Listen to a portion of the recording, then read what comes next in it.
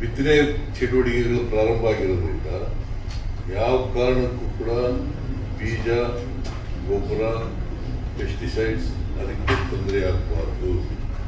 ಎಲ್ಲ ಕಡೆ ನಿನ್ನೆ ಅಗ್ರಿಕಲ್ಚರ್ ಮಿನಿಸ್ಟರ್ ಕೂಡ ಮೀಟಿಂಗ್ ಮಾಡಿದ್ದಾರೆ. ನಾನು ಇವತ್ತು ಎಲ್ಲ ವಿಡಿಯೋ ಕಾನ್ಫರೆನ್ಸ್ ಮಾಡಿದ್ದೀನಿ ಜಿಲ್ಲಾಧಿಕಾರಿಗಳು.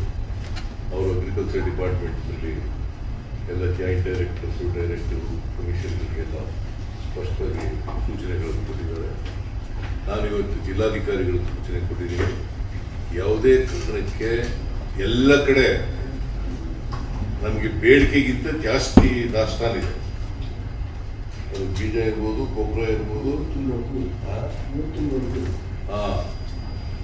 ಅದಕ್ಕೆ ಜನರಿಗೆ, ರೈತರಿಗೆ ಎಲ್ಲಿ ಮುಗಿದೋಗ್ಬಿಡ್ತದಪ್ಪ ಅಂತಕ್ಕಂಥ ಆತಂಕ ಬರಬಾರ್ದು ಅಂತೇಳಿ ಪ್ರಕಟಣೆ ಮಾಡಬೇಕು ಅಂತ ಹೇಳಿ ಎಷ್ಟು ಬೇಡಿಕೆ ಇದೆ, ಎಷ್ಟು ದಾಸ್ತಾನಿದೆ, ಎಷ್ಟು ತಿಂಗಳೊಳಗೆ ಆಗುತ್ತೆ ಇದನ್ನ ಸ್ಪಷ್ಟವಾಗಿ ಪ್ರಕಟಣೆ ಮಾಡಿ ತಿಳಿಸ್ತಕ್ಕಂಥದ್ದು ಆಗ್ತದೆ.